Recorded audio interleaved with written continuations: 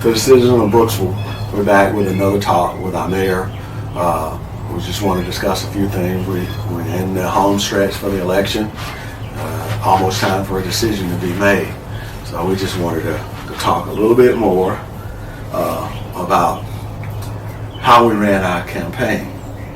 And how we ran our campaign. I'll discuss a little bit and I'll say something else. Yeah, we chose to run our campaign in a way of decency, in respect of others, on merit of what we've done and accomplished in the last 4 years. I think we have done a lot and people can see some of the things that we we inherited and the things that we fixed and the things that we're currently still working on.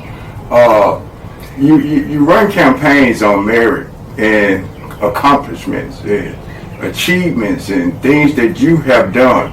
That's what we talk to the people about, and we don't get deep in the weeds or deep in the mud with other things. I mean, that could easily be done as well.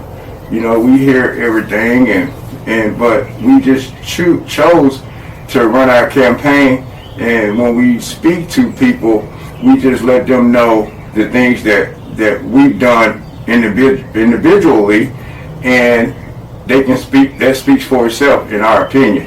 Now, at the end of the day, you're still going to vote for the candidate that you want to vote for, and that's fine. But and at that time, we'll shake their hand and move on our merry way. But until then, we just gonna still be decent about what we do. Yeah, and because neither one of us was politician. When you came back home and decided to run, we're not a politician. No, I had plenty of opportunities to be a politician, but that wasn't my choosing. But when I kind of saw the way things was going, I just felt like it was my duty to try to make things a little bit better. And to a certain extent, I think that there's been some improvement. But it is what it is. You fight as hard as you can and get things going to make things better for the citizen. Right. And the reason we did it is for the love of our town and the citizen, all our citizens. We don't want anybody left behind. That's right. Okay, now as far as we talked about how we ran the campaign, why we ran it that way. We ran it that way because that's just who we are. We believe that people can see some of the changes that we've made. As you stated before, when I moved back home, I saw an opportunity from relationships and partnerships and networking and things I had done as a recruiter and in the VA systems. I felt like I could reach out to these people and they could help bring some improvements back to the town of Brooksville. And that's the way that you should run a campaign, by showing people that you have the relationships and you have the partnerships and you have the networking skills to reach out and help bring money back to the towns. Now, does that mean that we think that we could do things just so much better than others? No, it doesn't mean that.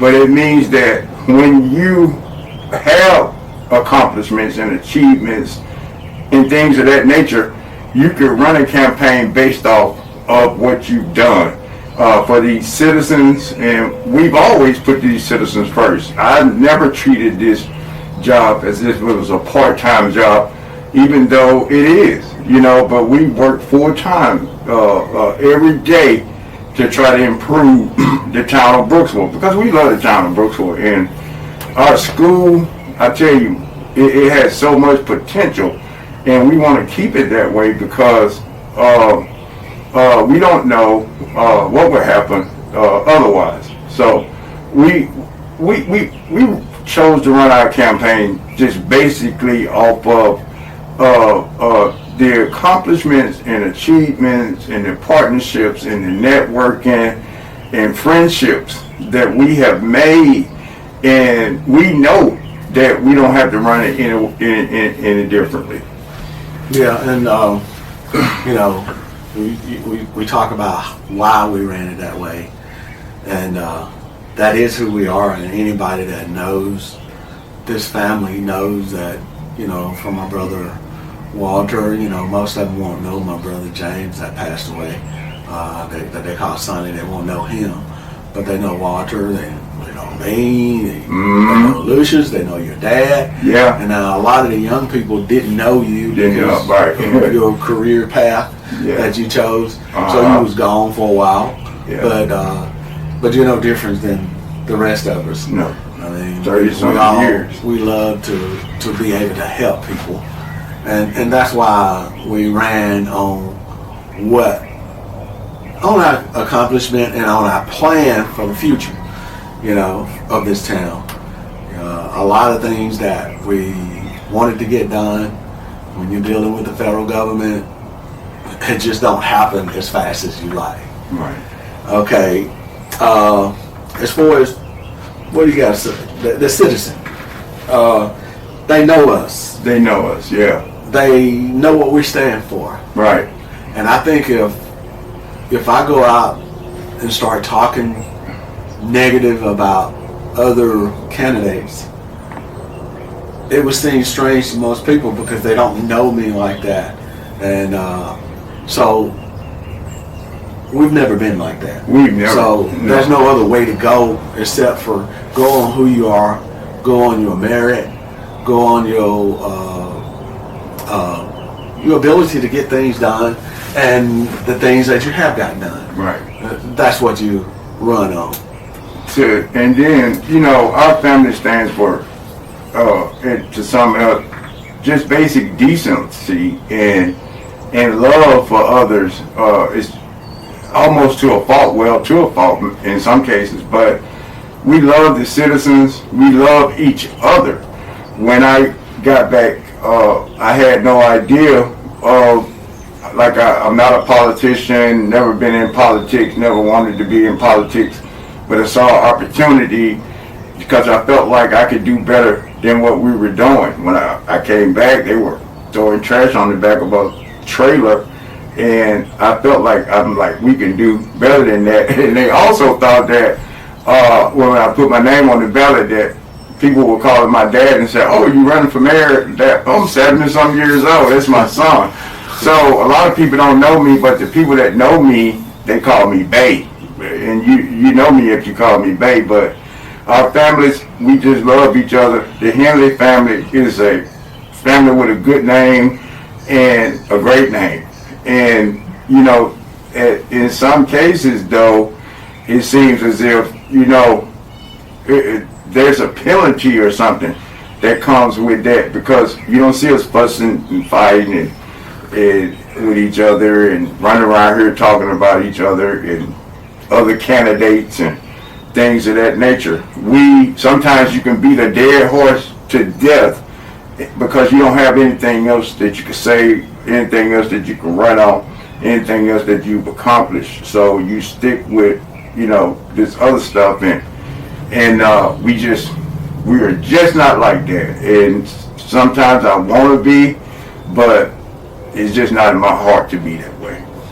Okay, now just for a short bit, and the question that our conversation that thus far, we kind of spoke about why you ran, but can you elaborate just a little bit more on why you decided to run for mayor? Well, I decided to run for mayor. A lot of people don't know, when I was growing up, David Boswell was one of my mentors. Growing up, I looked up to David, and he was the mayor at the time.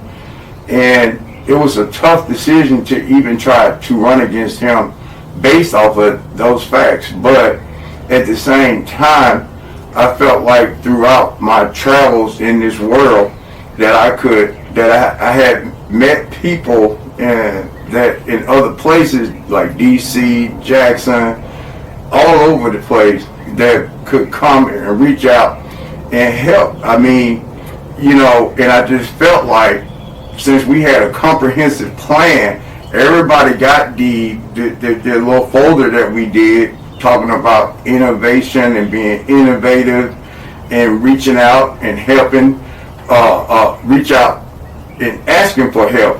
Brooksville has a good story.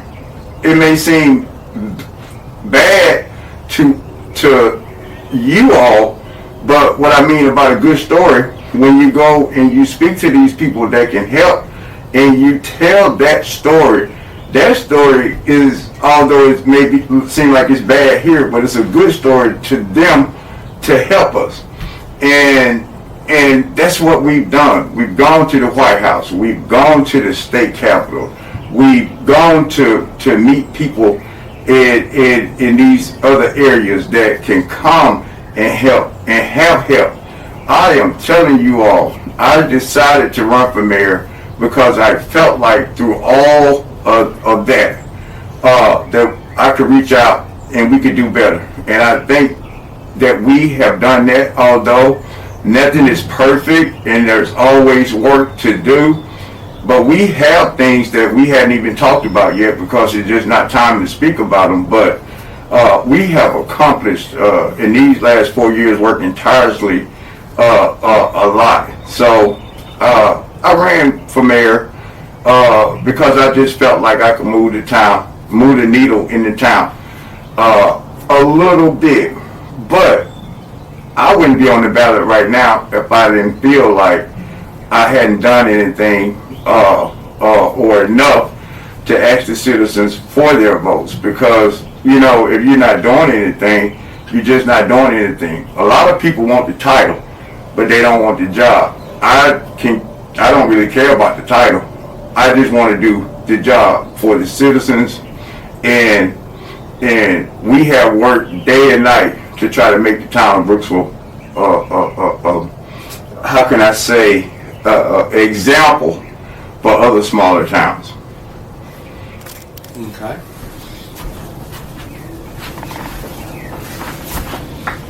Okay,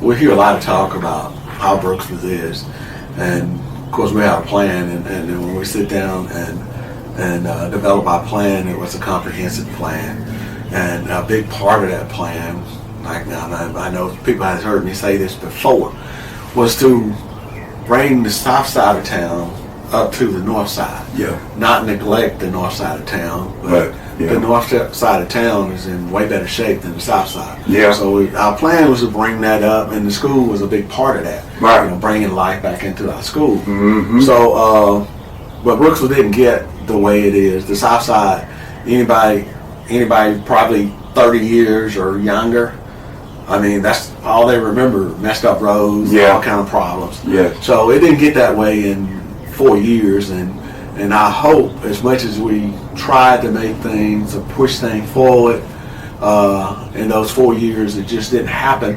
The process is there. We just couldn't get everything to. The federal government don't work that way. Right. They don't work on our time frame. Yeah. So can you speak a little bit on that? Yeah. Brooksville didn't get this way, like you said, in 4 years. When I was growing up, this side of town, it was better in the sense of, I guess we didn't understand that the roads were bad, and because we had a lot of dirt roads that were still here, so we kind of hung out on those roads. But although things were kind of messed up when we took over, you've never heard me say one bad word about anybody, because nobody cares about what was. They only care about the now. So you never talk about the past. We just try to move forward in. And how do you do that? You do that with a comprehensive plan. And the plan was to go to the places that we felt like can help, and that was the biggest house in the land. That's the White House. Now, we have come a long way in 4 years, but sometimes a plan can be derailed by things that was here before you got here, and that was the case early on because the town of Brooksville was on the verge of being fined, like I said before, and I can't say it enough, $25,000 a day. So what we did, we got in the truck, we took all those papers around, and we fixed the systems. I mean, we put new stuff on all of the system. As I say all the time, Dedrick Stevenson, Ernest Wells, Anthony Little, my other guy, they have been a vital and instrumental part of what we have done with infrastructure here to start. Now, you work hard the first 4 years to set things up for the next 4 years. We have positioned the town of Brooksville to move forward in the next 4 because of the planning that we had worked. And I'm telling you that we can't stress it any more than you have to understand. You have to have a basic understanding of what we're doing because some of the things we're doing haven't been done before. I mean, you're dealing with lobbyists now, you're dealing with companies that has people that want people that understand what they're talking about.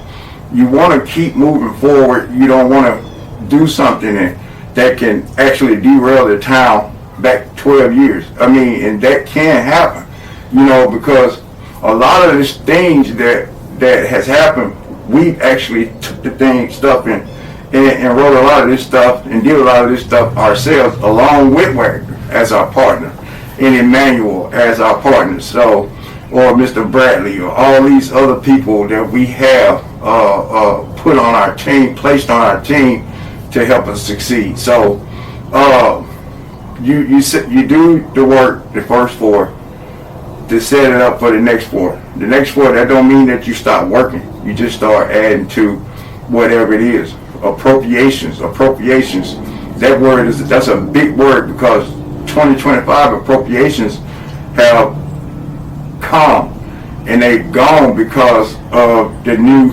administration. The new administration, a lot of the CRs and things like that, they got put back.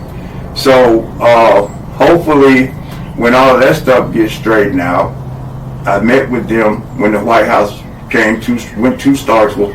I met with them there, and you know there was I think 61 counties, but there was only 15 slots for appropriations. And at that time, we were on the list for it, but like I said, it kind of got pushed back. That don't mean we're not going to get them later on, but it means that for now, that has been kind of stagnant as far as the appropriations. But we did get the appropriations that came out last time, and we're going to keep shooting for getting the appropriations for 25, for 26, for 27 forward. So that's the type of stuff you have to do. Who would ever thought that Brooksville, Mississippi name would be on the name with New York State and New York City and Seattle and all these different places, but that had taken some work, and sometimes you have to prove what you've done because we have no reason to lie about some of the funding and stuff that has come here. It's just that, you know, the federal government has red tape on a lot of stuff. A lot of stuff is earmarked, a lot of paperwork, a lot of reviews and things of that nature. Every mayor that goes out and do something, they would love to have that money right now. But it just does not work like that. And it's very frustrating, but you got to keep staying the fight. You just got to keep working. You got to keep going. How many meetings I've gone to this week? A bunch of them. And that's been all for you all. We don't want to create a situation where this money will go back or it will stop or the understanding is not there to continue. So, but again, you know, all you can do is just, all that stuff lies in the hands of the people. And we will respect whatever the citizens do here either way. Yeah, and just a little bit, you know, I was going to ask about where we stand. You kind of covered most of that. But, you know, we almost lost HB 603. Yeah. You know, we almost lost that. So that took trips to Jackson to take care of things, you know. Yeah. And we was in Jackson yesterday. Yeah. Trying to put out some more fires and this. Yeah. But those are the things that you have to do to grow the town. Like when people, when you need people to do something, you got to fit into their time. They don't have to fit into your time. So a lot of time, you know, when people say, I can meet you at 3 o'clock in the afternoon or 12 o'clock, I mean, those are the times you got to be there, or you're not going to get to meet these folks. You get to meet them. So, but this is, you know, I think we covered most of the stuff that we wanted to talk about today. Mm-hmm. But as we get ready to go into election day, the citizen has got to make a decision. I know a lot of you probably don't already made up your mind, but who you're gonna vote for, and but just know that everything that we have done has been done to make our town better. We worked really hard. If anybody knew the number of nights that has been up, a lot of time 2 o'clock in the morning.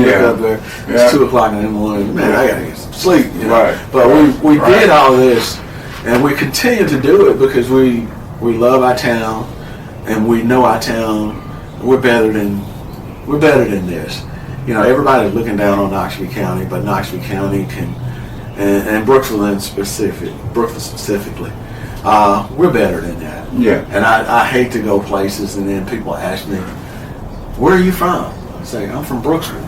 Mm-hmm. No, but where are you really from? How long you been there? I said, I've been there all my life. Yeah. But, you know, people look down so much on Brooksville. Yeah. And Knoxville County as a whole.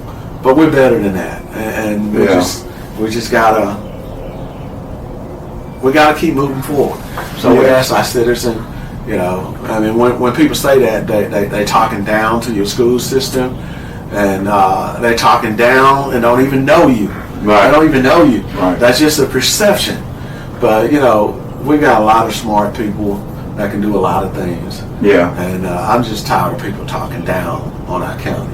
Yes. And that is the reason that along the way, I mean, I've only been on the board for about 8 months, but that is the reason that I made the choice when the opening came. Yeah. To jump on board. Yeah. To try to make things better, to change the perception of our county and our town. Yeah.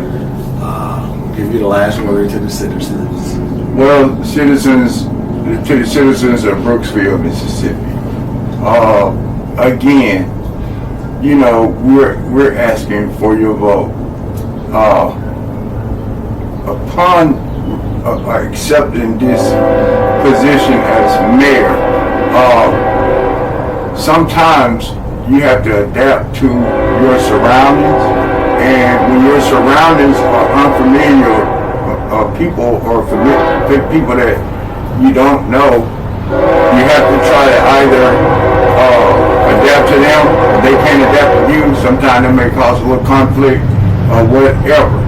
But never in the history of the mayors, and even I remember mayors from when I was younger, but never in the history of mayors that you've heard so much fuss about a guy that's simply trying to move the town forward. You know, I don't bother people. I don't go out and have to ask people for a whole lot of help, because a lot of this stuff we do it ourselves. And a lot of people can't believe, oh, did you do that? Yes, I did that, along with Alderman Henley. So, you know, we can continue doing these things and continue moving forward, or we can lose some things. I mean, the housing project. We was in the meeting. I was in that meeting Wednesday, Tuesday, Wednesday, and Thursday, and we're there. We are there. We talked to Emmanuel yesterday. He has done these things called modules. Now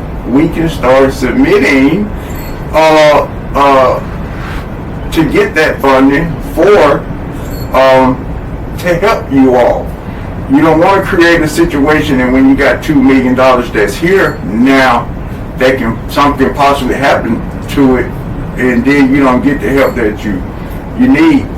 But we have done a lot of things. For instance, getting the heartbeat of the town back, which is that school.